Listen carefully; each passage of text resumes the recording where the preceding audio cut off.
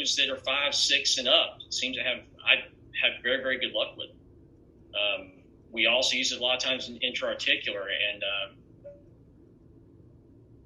I've had a lot of experience with that, and I've been extremely excited about intra-articular. I do not find a horse that does not respond to the intra-articular injection portion of it. And I've done variable joints, different techniques used. Sometimes we can still combine medications with it.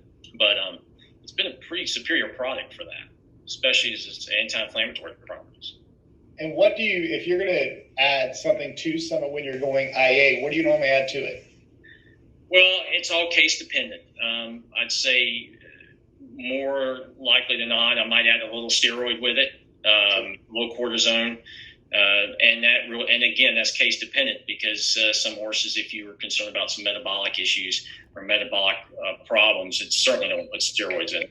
I might combine it with something else. I might combine it with PRP in those instances as well. So if I found quite a bit of use for it. It's with this day and time, not only are you trying to find better, more improved or better products to use with horses, and all of us, using all of us for that matter, and get away from some of these other traditional products that have limited results, and some of them are very harmful to the joint as well, or even the horse.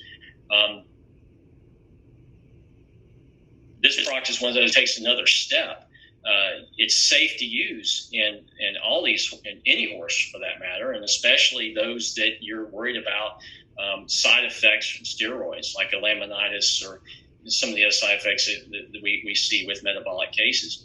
I absolutely have not had a single joint flare or reaction with this product, which has been absolutely amazing. That's probably the most amazing part I've seen about this, is that, using all the other traditional medications, occasionally you're going to see a reaction, a joint flare, or some type of negative reaction to a product, because you're using a foreign substance in the horse's body, and they sometimes are going to reject it. I have seen 0 cases, whether used systemically or intra-articularly, have a problem with this product. And like I said before, intra-articularly, it works. Now, the question is how long? And that's case dependent. That really depends on what the disease process is you're treating at the time.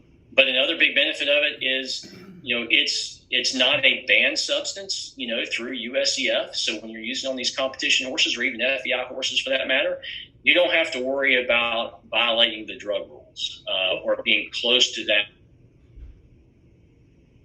testing window, like we do with so many other products that we use to treat these performance horses. You can use it just within a few days of competition, and if you work a horse that comes up a little sore in a joint at the time, which commonly happens when trainers are pushing these horses to get to that next horse show. They're going to push them harder, they're going to train them harder. That's what happens when humans do the same when they're training. And they may come up a little sore at the time or just before the event. This is an excellent product to use intra-articular, and within a few days, that soreness is really relieved. And with no steroids, you don't have to worry about it. You don't have to worry about going up against that time rule. That's exactly right. And they go right onto the horse show, and you don't have to worry about, all the other problems with drug testing and that can occur with some of the other products we use. I think that's extremely beneficial to it. And I've used it in a lot of various cases, and I'm still finding big benefits to other areas where it's very useful. Being the product that it is, I guess, chondroitin product. In human studies, they are not. There's no reports that I'm aware of, and I looked into it, of human studies that have found negative side effects from using chondroitin. And not only that, they haven't really found an overdose. A dosage because it's actually too much. This cause effects. So it's extremely. Have you ever used our eye product for eye ulcers and things of that sort? A little bit, yes, I did, and I'm using it primarily as anti-inflammatory. I do find cases for it. I like to dispense it for farm use, because I do think it has some pretty good anti-inflammatory effects for conjunctivitis, which is what we're seeing commonly right now in the summer with all the bugs. I almost see a case every day with that.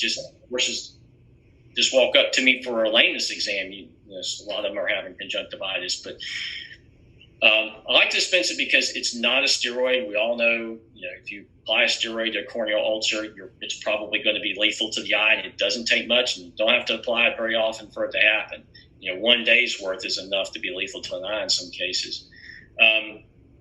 And so it's safe, the fact that if an owner starts to use it without talking to the veterinarian first, when they see a little bit of an eye problem, there's no fear of getting into trouble like that with it. So I like it for that. And so I'm using a lot of conjunctivitis cases.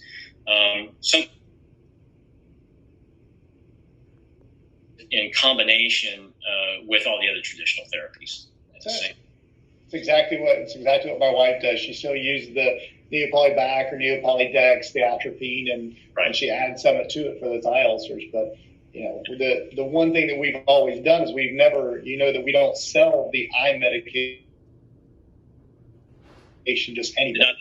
That we only sell it to veterinarians. You know why? Yeah, But do you know why we only sell it to veterinarians? Why? Okay, why do you sell the veterinarians? Because my wife told me to only sell it to veterinarians. That is the best reason. It is. Well, that is the truth, because she said, listen, if a horse has an eye problem, it needs to see its veterinarian. If you're selling them something that they don't really know what they're doing, the eye could go downhill so quickly that they could lose it. So instead, we decided that it was easier to just say, something, happy to dispense it to your veterinarian, call your vet if you have a problem with an eye, because we've seen them go downhill so fast. That's perfect. And basically, I do what she tells me to do. I've learned a long time ago. Who wears a pants in the house? The sooner we learn that, the better. So we're all better off. Absolutely.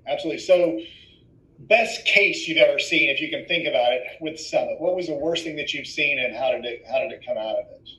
If you had to choose one, I know it's not on your list. In fact, I haven't really gone through the list of stuff, so we're just talking. Yeah, it's the older horses that I think that have a hard time. Let's say carpal arthritis. You see in some of these guys that are retired. I've seen it also with some pretty severe osteoarthritis of the hocks.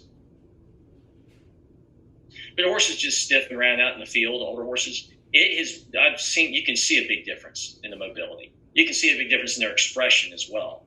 They're just a happier horse. That's been the biggest noticeable difference, but I've also been impressed with using it as part of my SI injection. I've been overly impressed with that. I still combine it with some medications, but some things have changed again too. With some of the common medications for a lot of veterinarians use for SI injections involve one or a combination of two corticosteroids. Well, one of them is the medication guidelines have changed on one of them and have made it more difficult to use as a treatment for SI if it's a competition horse. So I've eliminated that medication, so we don't have to worry about it, and added the Summit to it. And I'm very surprised with how much a better response that I've received. Not only that, how much longer extended use we're getting out of without having to re-inject again. And of course, again, that's case dependent. It's variable, depends on what's going on with those SI joints as well. There's a lot of factors involved, but horses are just naturally just getting sore in that area where there's soft tissue or maybe a little bit of SI arthritis. It has made a tremendous improvement in these guys. And how much do you put in the SIs? Do you put in two of the IADs, or do you put in one?